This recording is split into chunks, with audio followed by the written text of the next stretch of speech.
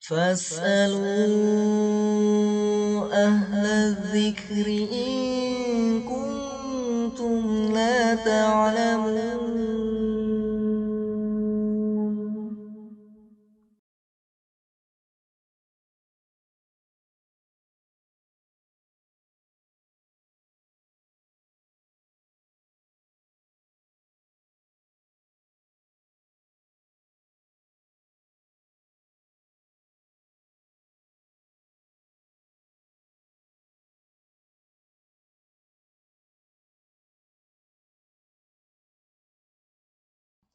Qala musannif kitabihi bismillahirrahmanirrahim.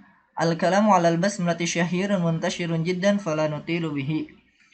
Adapun pembicaraan atau pembahasan mengenai basmalah sudah sangat masyhur lagi menyebar.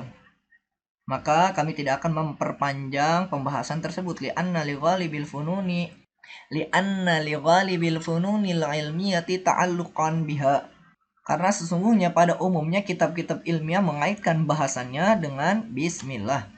Walidzalika afradahan nasu bitasnif. Oleh karena itu ada sekelompok orang yang membahas basmalah secara sendiri khusus. Wal naqtasir ala dzikri hadisin musalsalin waridin fi fadliha tabarrukan biha. Dan kami akan mempersingkat dengan menyebutkan hadis musalsal yang menyebutkan tentang fadilah bismillah tabarrukan biha, karena mengharap keberkahan bismillah tersebut. Fanaqulu, maka kami katakan, naqala sahibul miftahil falah, menyusun kitab Miftahul Falah, mengutip anil futuhatil makkiyah hadisan musalsalan, mengutip satu hadis musalsal dari kitab Al-Futuhatil Makkiyah, yakni karangan Ibnu Arabi, biqauli kullin min ruwati'i, dengan setiap ucapan dari perawinya, billahil azim, demi Allah yang maha agung, haddatsani fulan, telah mengabarkan kepadaku si fulan. Jadi hadis musalsal itulah hadis yang memiliki karakteristik tertentu. Dalam Manzumah Al-Baiquniyah itu dikatakan musalsalun kulma ala wasfin ata mithlu ama wallahi ambanil fata kadzaka qad haddatsanihi qa'iman au ba'da an haddatsani tabassama. Musalsalun kul ma ala wasfin ata. Hadis musalsal, kul katakanlah, hadis musalsal adalah ma'ala wasfin ata, adalah yang mengandung sifat tertentu.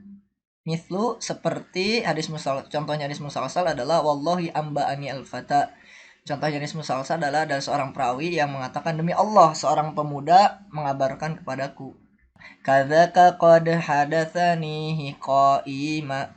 Begitu juga sungguh dia mengabarkan kepadaku qa'iman, sambil berdiri. Jadi setiap perawinya itu mengabarkan hadis dalam keadaan berdiri. Au ba'da an hadatsani tabassama, atau setelah mengabarkan kepadaku, ba'da an hadatsani tabassama, ia tersenyum. Jadi hadis musalsal itu hadis yang memiliki karakteristik tertentu. Ada musalsal bil awaliyah, musalsal bil mahabbah, musalsal bil musafaha, dan hadis musalsal yang lainnya. Akan tetapi tidak semua hadis musalsal itu adalah sahih. Hadis musalsal di sini karakteristiknya adalah setiap perawinya mengatakan billahil azim, laqad hadatsani fulan, seperti itu. Demi Allah yang maha agung, demi Allah yang maha agung, laqad hadatsani fulan, sungguh telah mengabarkan kepadaku si fulan. Nah, begitulah. Jadi dengan karakteristiknya dengan redaksi billahil azim. Billahil azim, seperti itu. Kemudian dilanjutkan ila Anas bin Malik, yang hadis tersebut diriwayatkan dari Anas bin Malik radhiyallahu an, wa qala, dan beliau berkata, billahil azim laqad hadatsani Abu Bakrin Siddiq, demi Allah yang agung telah mengabarkan kepadaku Abu Bakar As-Siddiq. Wa qala, dan berkata Abu Bakar As-Siddiq, billahil azim, demi Allah yang maha agung, laqad hadatsani Muhammadul Mustafa sallallahu alaihi wasallam, telah mengabarkan kepadaku Nabi Muhammad sallallahu alaihi wasallam. Wa qala, dan beliau Nabi Muhammad sallallahu alaihi wasallam bersabda, billahil azim, demi Allah yang maha agung, laqad haddatsani Jibril, telah mengabarkan kepadaku malaikat Jibril. Wa qala, dan malaikat Jibril berkata, billahil azim, demi Allah yang maha agung, laqad hadatsani Israfil, telah mengabarkan kepadaku siapa malaikat Israfil.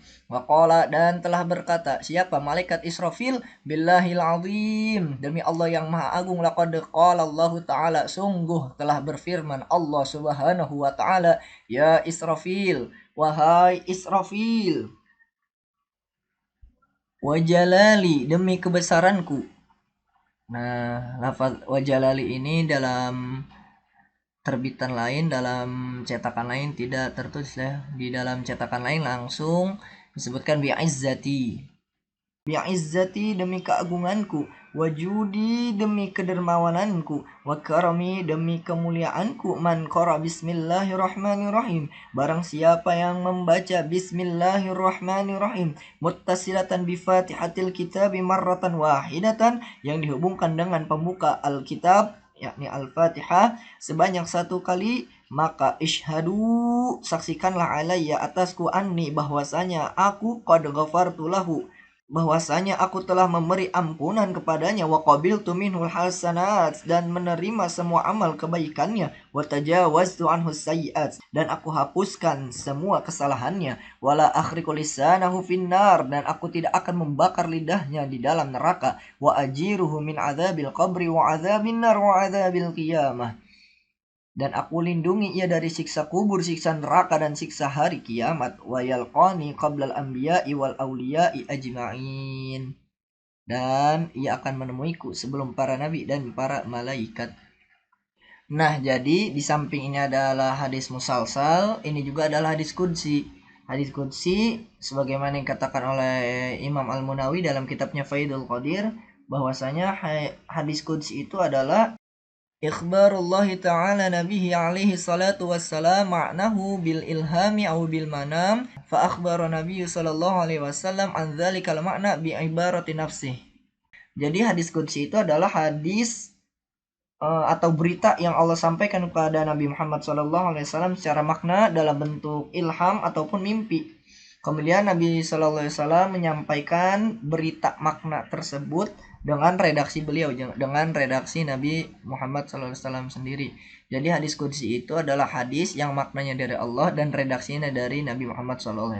Berbeda dengan Al-Quran. Al-Quran itu adalah kalamullah, maknanya dari Allah, redaksinya juga dari Allah. Sedangkan hadis qudsi adalah kalamullah, akan tetapi maknanya saja, sedangkan redaksinya dari Nabi Muhammad SAW. Hadis ini dinukil dari kitab Al-Futuhatul Makkiyah karangan Ibnul Arabi. Dan kemudian hadis ini pula diriwayatkan di dalam kitab Syekh Yasin Al-Fadani, yakni Al-Ujalah fil Hadisil Musalsalah, yakni nomor 7, yakni pada musalsal bil qauli billahil azim. Akan tetapi Imam As-Sakhawi mengatakan bahwa hadis ini adalah hadis yang batil, karena ada suatu cacat di dalam matan maupun sanadnya.